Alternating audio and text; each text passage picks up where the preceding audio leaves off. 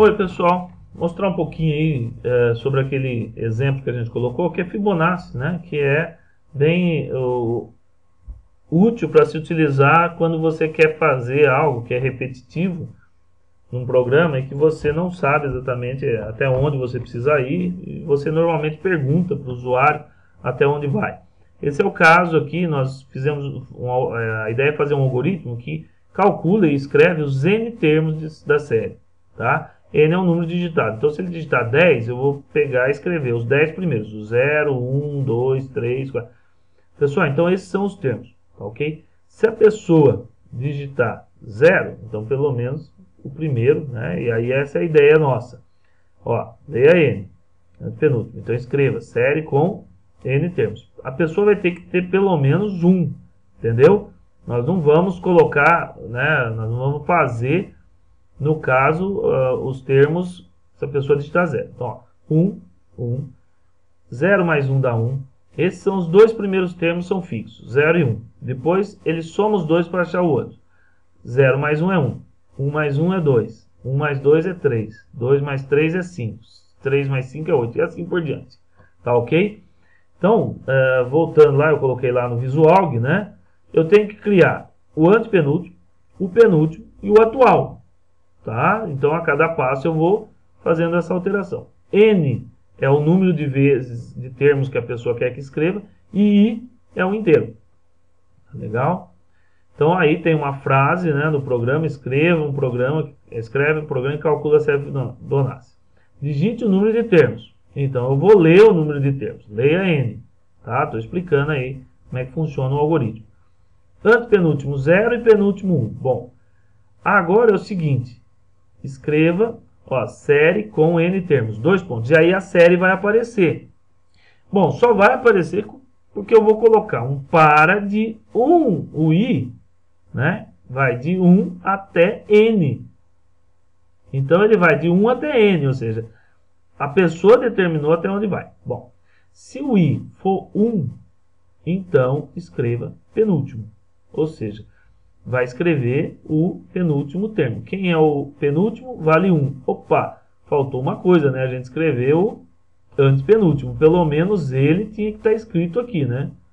Então, se eu não quero nenhum termo, eu não escrevo. Mas se I vale 1, tinha que escrever pelo menos o antepenúltimo também. Então, tá faltando isso. Depois a gente acerta isso aí. Como fazer? Basta colocar aqui, ó. Escreva penúltimo. Ok? Depois, olha, ele vai colocar ponto e vírgula e colocar o atual. Então, penúltimo. Antes do penúltimo tem o antepenúltimo. Então, dois pontos. Um ponto e vírgula separando ele. E antepenúltimo, vírgula. Vem o texto e vírgula. Tudo bem, penúltimo. Então, ele vai escrever 0 e 1. Pelo menos esses termos. Se a pessoa quer um termo só, pelo menos o 0 e o 1 vai ter que aparecer. Esses dois termos não tem como ficar fora. Tem como trabalhar um pouquinho mais, né? A gente vai trabalhar. Então a pessoa vai pedir acima de um termo, pelo menos 2, 3. Então se o I vale 1, eu escrevo os dois. Depois eu vou escrevendo o atual. Então basicamente eu verifico assim, ó. Se I vale 1, eu escrevo já, porque eu já tenho os dois calculados. Se não, ou seja, aí ele não faz o senão, né? No I, o primeiro passo do I, ele só escreve esse. Aí ele pula o senão e vem para fim C, vem fim par. Aí ele vai para 2, correto? 2, não é esse. Então ele vem aqui.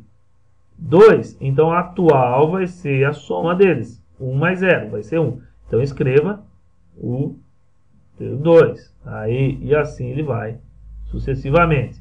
Legal? Então é assim que vai acontecer no nosso caso aqui. A pessoa pedir 2 termos, 3 termos, tem um pouquinho aqui, né? Vai ter um pouco mais de termos aqui. Vocês estão reparando que não está legal, né? Mas vamos lá. A ideia é a gente fazer. Vai ter um termo a mais aí do que a pessoa pediu, já que a gente inseriu o antepenúltimo aqui. Se a pessoa pedir 2 termos, vão ter 3 e assim por diante. Tá? Mas vamos lá. Posso fazer n menos 1. Se a pessoa pedir 1, não faz nada, né? Pode ser. Mas vamos lá, deixa aí rodando assim mesmo. Vamos rodar uma vez e verificar, né, se ele funciona. Tá aqui, rodando. Quantos termos? Quero 5 termos. Olha, 0, 1, 1, 2, 3, 5. Então, na verdade, 1, 2, 3, 4, 5, 6. Ele vai rodar 6 termos. O 0 entra aí de graça. Então, onde a gente pode corrigir isso aí? Tá ok? Se o 1, então escreva antepenúltimo, ok? No 2, ele vai ter que escrever o último. Então, tem que ter um C aqui a mais ainda. Não é isso? Então, tinha um C não. Tem ainda mais um C e um C não aqui. Então, vamos corrigir isso no programa. Tá legal? Não é que esteja totalmente errado. A ideia era mostrar para vocês como fazer uma estrutura de decisão dentro de uma estrutura de repetição. Ok? Então, vamos lá. Mas fazer essa correção não está nada. Eu tenho um C, tomei uma decisão. Se a pessoa pediu um termo, eu vou escrever só o antepenúltimo. Isso aqui eu retiro fora. Ok? Que é o 0. Se a pessoa pediu 2 termos, né? Então, o próximo, né, ele atual é antepenúltimo mais penúltimo. Eu não posso fazer o atual C. Tá? Ok? A gente poderia mudar aqui, olha. Tá ok? Mudar um pouco a ordem das coisas aqui. Eu vou ter que fazer esse cálculo colocando o atual para ser calculado antes. Atual vai receber penúltimo. Então, o atual é o penúltimo. Então, ele veria e escreveria, se a pessoa pedir 2, ele escreve o antepenúltimo e depois, na próxima passagem, ele escreve o atual. Então, eu mando escrever o atual e depois que eu incrementar aqui, aí eu altero. Dessa forma, eu só preciso fazer com que atual receba penúltimo. Tá aí.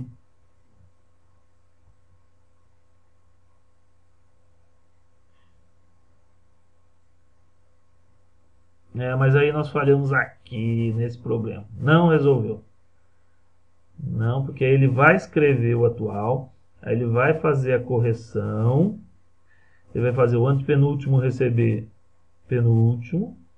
Mas aí a gente já escreveu o penúltimo. Tá ok?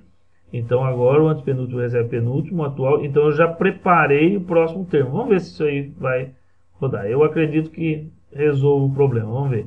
5 termos de novo. 0, 1, 2, 3, 4. Faltou um aqui. Ele não escreveu o próximo 1. Ele realmente, como eu pensei, ele pulou um deles aqui por causa disso aqui. Tá? Então vamos lá, vamos procurar resolver. Então não tem como. Nós vamos precisar fazer agora um if aqui, realmente. Tá? If, desse jeito aqui, ó. Tira aquele atual, recebe penúltimo lá. Volta ao que estava antes, atual, recebe penúltimo mais último, Ctrl X, aqui. Essa parte toda aqui vai ser feita, não é if, aqui é se i igual a 2, ou seja, ele não era igual a 1. Então, se ele for igual a 2, então é para escrever... Então, é para escrever o penúltimo. Se não, aí nós escrevemos, nós fazemos tudo o que nós estávamos fazendo. Então, isso vai agora resolver. Bom, vocês vão reparar que não deu muito certo a minha tentativa. E aí tem um outro fim C aqui. Esse fim C é desse C, verificando se ele é igual a 2. E o outro é desse que testa se ele é igual a 1. Se ele for 3, então ele vai atualizar e fazer toda a parte aí. Agora aqui eu vou escrever o penúltimo, não antes de escrever isso aqui. Ctrl C, sempre usem, né, que possível, Ctrl C, Ctrl V para auxiliar. Bom, agora vamos executar. 5 termos, aí está, 0, 1, 1, 2, 3. Se eu pedir 2 termos só, vamos lá. 2, 0 e 1. Ok. Se eu pedir só um termo, só o 0, então isso faz. Vocês viram que às vezes existem alguns probleminhas que têm que ser corrigidos. É claro que tem que se levar em consideração a lógica que estava sendo usada. Nós não escrevíamos o 0. O 0 não era entrada. Quando nós colocamos o 0, ele aumentou o número de termos por si só. Isso também não ajudou. Nós poderíamos ter feito n-1, né? Também resolveria. Mas eu não queria mudar o n, que é o que a pessoa pediu 5. A gente ia até 4, porque o 0 já entrava. Tudo bem? O problema seria se a pessoa digitasse 1. Né? De 1 até 0 não funcionaria. Então, para isso, a gente fez essa alteração. Esse programa, então, ele faz isso. Ele faz um teste dentro do... Agora, uma estrutura de decisão dentro de outra estrutura de decisão numa estrutura. Ou seja, você vai combinando as estruturas para chegar no seu problema.